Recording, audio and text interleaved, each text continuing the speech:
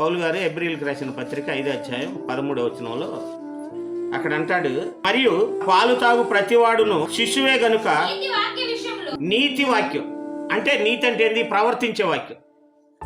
ప్రవర్తించే వాక్య విషయంలో అనుభవం లేనివాడై ఉన్నాడు. అంటే నీతి వాక్య విషయంలో మనందరం ఏం కలిగి ఉండాలి? అనుభవం కలిగి ఉండాలి. ఏ అనుభవం? మనం ఏదైతే వింటున్నామో దాన్ని మన జీవితంలో పాటించిన అనుభవం ఉండాలి. పాటించకుండా చెప్పే వాళ్ళ మాటలు ఎవరు వినరు. వినకపోగా ఇసుగేసిద్ది. దొంగతనం తప్పు అంటే ఇసుగేసిద్దా? ఇసుగేసిద్ది.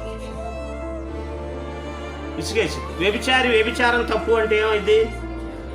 చేదరేసిపోద్ది. అసలు పాపాన్ని విడిచిన అనుభవం ఉండాలి, నీతిని జరిగించిన అనుభవం ఉండాలి.